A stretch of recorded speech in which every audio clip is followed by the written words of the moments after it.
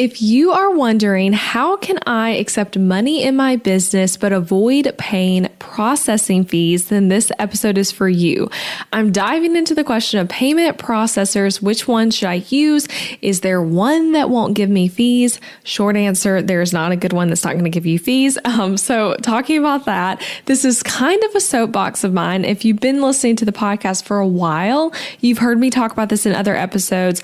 I think it's such an important thing that I really want new business owners to hear. So that's why I'm giving it its own episode in this fun little bonus thing here. And I'm expanding on this topic. So if you're new to your business, if you're struggling with how to accept payments, then this episode is for you. Let's dive in. Hey guys, it's Elizabeth McCravy, and you're listening to the Breakthrough Brand Podcast. Each week, I'll bring you workshop-style trainings that teach you how to stand out online, design success from the inside out, and create a breakthrough business. It's time to turn viewers into raving fans and design the business and life of your dreams. I'm so excited you're here.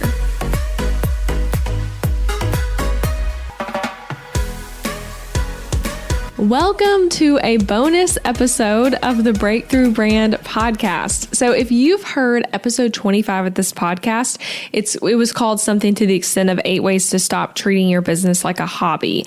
I talk about this point in one of those 8 ways. So if you're like, oh, this sounds familiar, that is why. But I wanted to expand on this topic and give it its own episode here because I think this is so important. It often doesn't get talked about, and I see this question a lot, and it's something I wish someone would have told me when I was new in my business. So that's why I'm telling it to you. If you're listening to this and you're like, this isn't me right now, but I have this friend who just started their business, please share this with them. You can just click inside of the podcast app, wherever you're listening. There's an icon where you can share it to someone and send this to them, in a text message, or share it on your social media, email it to them. I don't know, but share it with the girl or the guy who needs it. Okay. So I often see in Facebook groups, you probably do too, this question of, does anyone have any good recommendation for how to get around not paying fees for receiving money?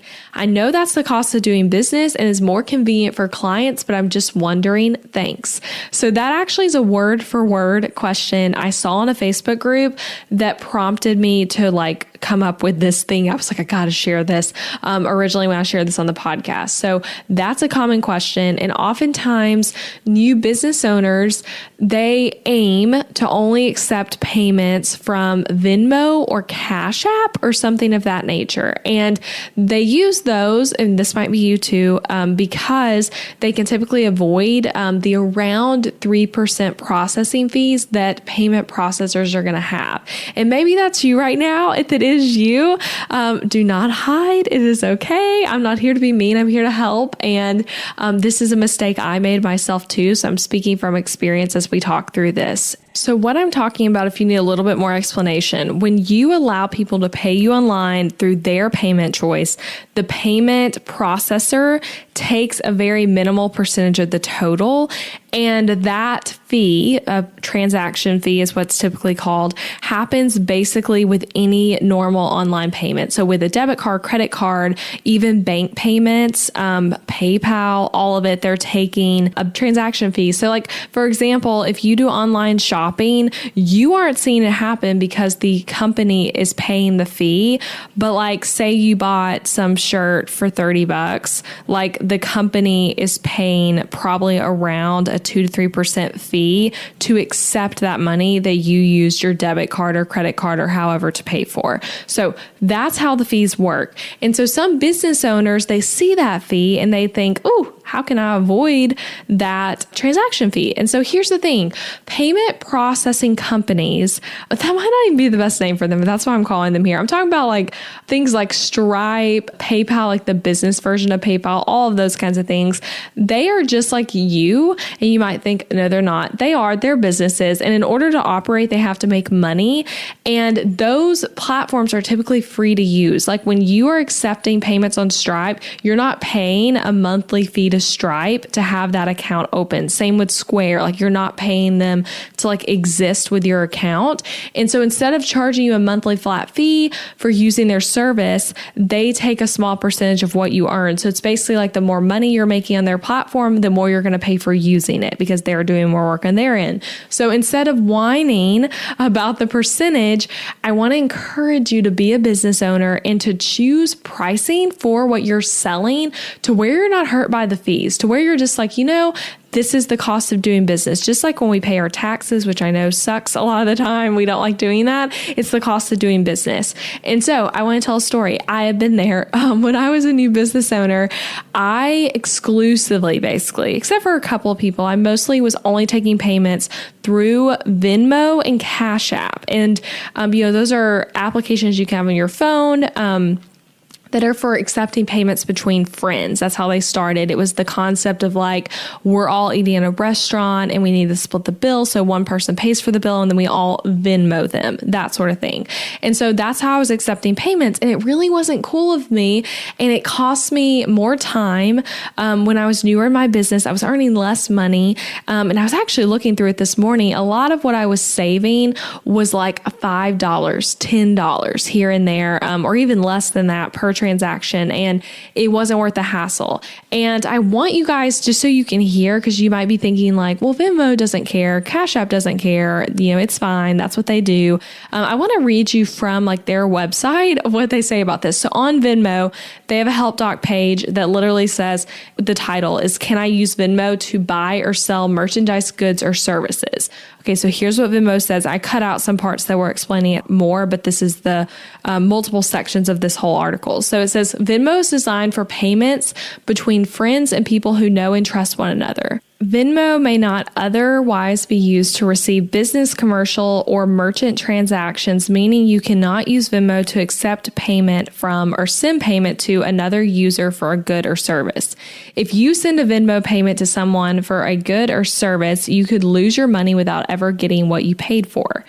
If you accept a Venmo payment from someone for a good or service and we later review that payment, we may reverse the payment, meaning you could lose both the payment and the items sold. This review process may not occur until after you have attempted to transfer the funds out of Venmo. Thank you for your cooperation. So you guys, Venmo is saying they will like possibly not give you the money if you do use it that way. And they're also very clearly saying that like this is not supposed to be used for business stuff. They made this app to be, as they said it, between friends. So that's what Venmo says about it. And then Cash App is another one. It's actually owned by Square, which Square is one of the huge like payment processors out there. And they're a little different. They're weird out there. They are doing like Bitcoin, investing, all kinds of stuff too. And they actually have a business side of things, but you have to like be a business account on Cash App in order to like accept the business payment. So if you're using a personal account, they will kick you off, but then they have the business account option that takes 2.75% of the transaction. And there's a lot of limitations though with the business side of things. Like I saw some stuff about only being able to accept up to $1,000 a month and things like that. I don't really know. It was a little confusing. So you can research that yourself, but that's not the point. I'm not trying to help you find something that can't, that isn't going to take fees. I'm actually trying to tell you why you should not try to do that. So here are 4 quick reasons why you shouldn't be using Venmo or Cash App to accept your payments. I'm going to kind of tell you from my personal story. So since I wasn't using a legit payment platform, when I first started my business, I was creating every invoice in Adobe Illustrator from a template I made and then just saving each individual invoice to my computer. And it was really not efficient for creating invoices. It was really bad for creating due dates. I had a lot of retainer clients. So I'm sending these every month on like different dates and like had to like reinvent the wheel every time using this template. And it was really inefficient and complicated for me. And I actually had some times where I like forgot to send someone an invoice because I didn't have any system for it. And I'm like, oh, got to figure that out.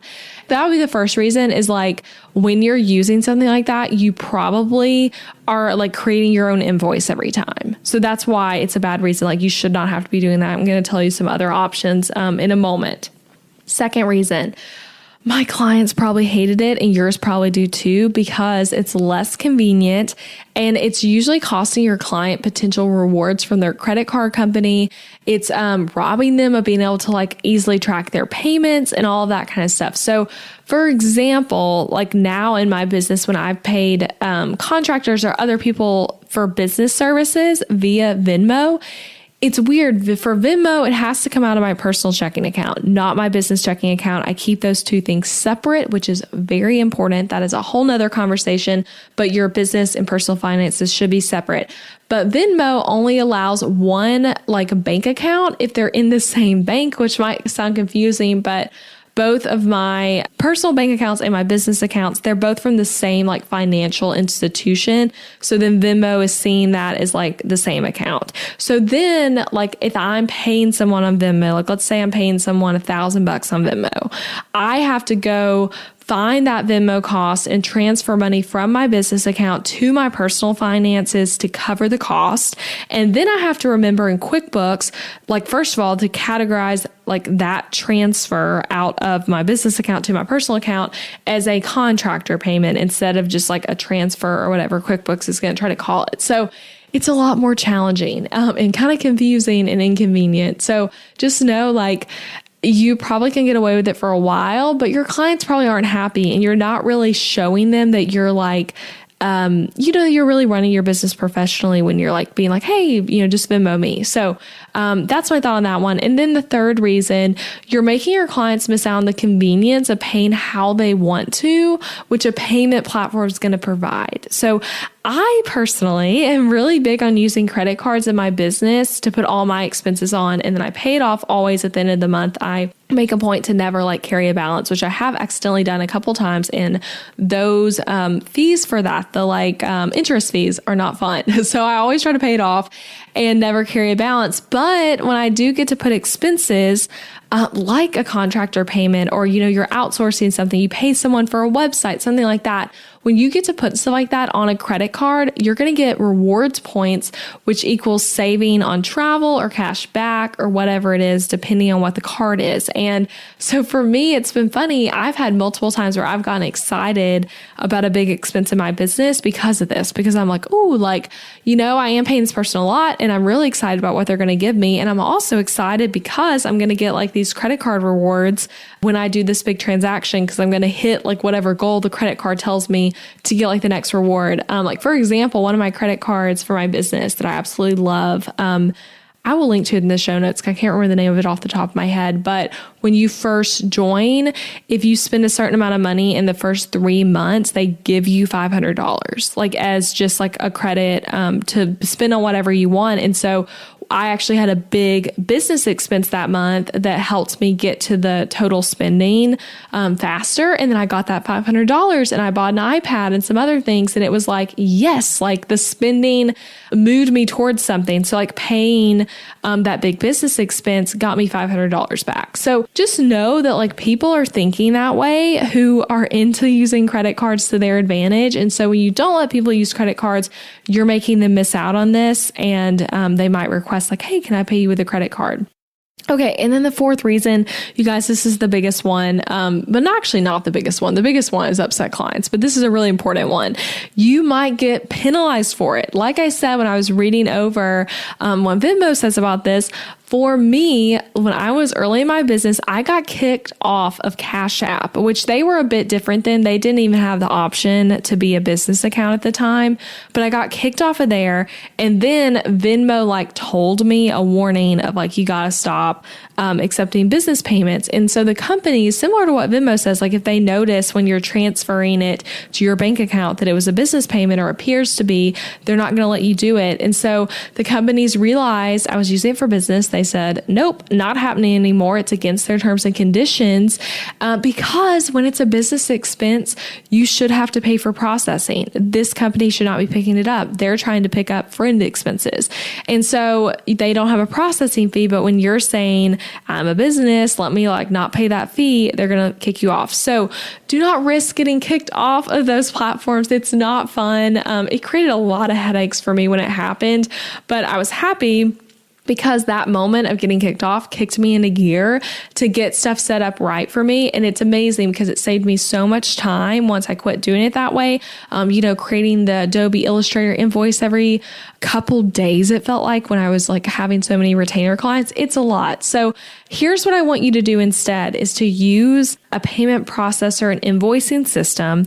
And you might be thinking, well, Elizabeth, what payment processor should I use? And I want to say first, a payment platform. Again, I'm not sure that I'm using the right word for that, but like a payment processor, payment platform, talking things like Stripe, and then an invoicing company are different things. So you could use something like Dubsado, for example, as your invoicing company, and then accept payments through a platform like Stripe or Square or PayPal. But Dubsado is the invoicing system. The payment processor would be like, Stripe. And that's actually how I do it for my one-on-one clients. I use Dubsado, and then I use Stripe and PayPal. So here are the invoicing systems I'd recommend, though. I'm going to give you some options here. So if you want something easy and free, I recommend Wave Apps. It's just WAVE apps.com.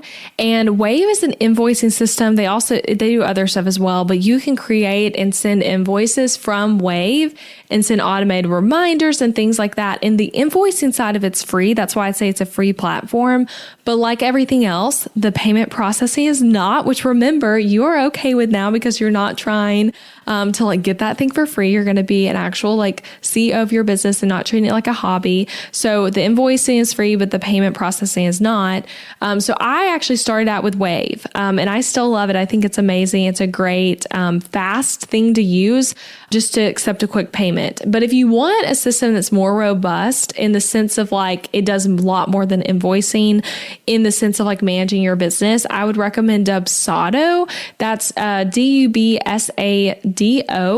It's much more than invoicing. It does like contracts, questionnaires, emailing, calendar management, all kinds of stuff. It's a CRM for your business. So it's different than Wave in that sense.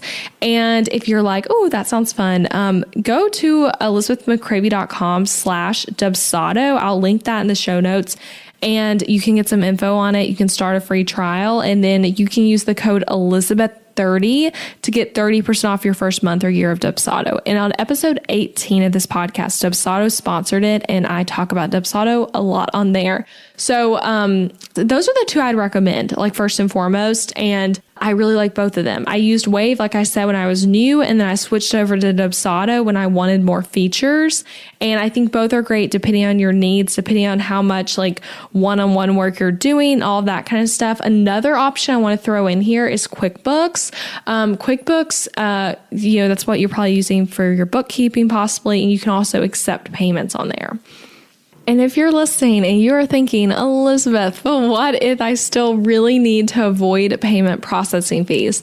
Here's my advice. Switch to one of these platforms I'm recommending. Be a professional business owner. You will save time and you will create a better experience for your customers. They will thank you. You will look more professional overall. And then if you're still like, but what about that really big payment or something like that? Here's what I advise you. You could consider asking your clients to pay through a check, digital or mail. Most payment processors for digital checks, they charge a flat $5 versus the percentage. That is how Stripe is. I think it's $5 for like all checks. And then you could tell them why you're asking, like that it saves you, hundreds in fees. Like I totally get it. If someone's paying you $8,000 for something, that fee is going to feel more significant. And because of that reason, I actually used to request this. I had a note on my invoices that asked clients that if they were like choosing, like to choose bank so that we could have a lower fee. And then the bank, was only taking like $5, which was awesome. And that's why I requested it, but I've since stopped. Basically, when I got to a point in my business where I was spending more money, I realized like I don't necessarily want to be asked that because I really, again, want those credit card rewards. So I don't ask that anymore. But whenever a client does pay with a check, I'm always like, I so appreciate that. And I will like literally thank them because with a big project, it really does save like hundreds of dollars. But again, I've decided not to push that. But if that is something you're feeling, like you could consider putting a nice note on your invoice that's asking them to pay with a check. I would suggest don't ask people to mail you checks. Like that it takes so much longer. Most companies aren't going to want to do that. But with these payment platforms, like I know Dubsato's this way, people can input bank info and it's like a digital check.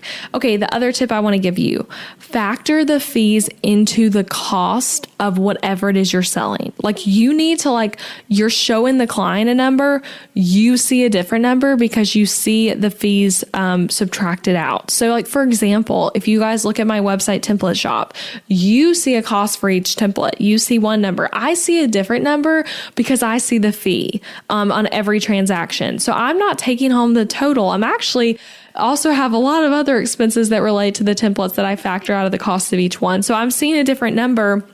And because of that, I'm not upset by the processing fees. And actually with something like my website template, I'm not ever accepting bank payments. I'm only accepting credit card, debit card, and PayPal, which means I always have a fee. So I factor that into the cost. I'm okay with it. And I know that that's like the cost of doing business. So like whenever you're pricing something, just think about that. Like think about, the number and then subtract, say like $10. If if it's a $300 item, something like that, and know it that way. And I just want to encourage you that you'll set your business up to succeed more in the long run if you go ahead and start being more professional with your payments and invoicing now. You're going to eventually anyway. I hope that for you, because if this business things works that you've started that you're so excited about, you're going to keep going and you're going to scale and you're going to need to switch up the way you're accepting payments if it's on Venmo or something right now. So I know early on avoiding the $10 fee can feel like, wow, that's so huge. Yay. I don't want to pay the $10. And I have been there. I've been that person who's like, oh, I don't want to pay the $15 fee or whatever. But trust me, once you start accepting the fees for what they are, as the cost of doing business, is such a good mindset shift that is going to put you more into I'm a CEO of this. I'm taking my business seriously. I'm scaling this thing versus approaching it oh, this is kind of like my hobby. I'm a little freelancer, that kind of vibe. So it's a different mindset and you'll feel better because of that. And your clients are really going to appreciate that. And to close, I want to tell you one piece of advice I've seen people suggest in Facebook groups when going back to what I originally read of that comment, asking for advice. I've seen people suggest charging customers extra if they want to use a credit card or debit card. And I think that's so unprofessional. So please don't do that. You should let your clients pay however they want to. If anything, I would actually suggest giving them a discount if they pay with a bank payment. So saying, pay however you want, we'll give you $50 off if you pay with a bank, because then you're only having a $5 expense there for the processing. But please do not charge people extra. That is such a bait and switch in my mind. If I was working with someone and then they were like, you can pay with a credit card, but it's extra. Don't do that. Let people pay however they want. And I also want to point out, because I think this is something good to note when you think about fees, you can actually write the fees off on your taxes. They are tax deductible. You can categorize them as credit card processing fees, transaction fees. I forget what it's called, something like that.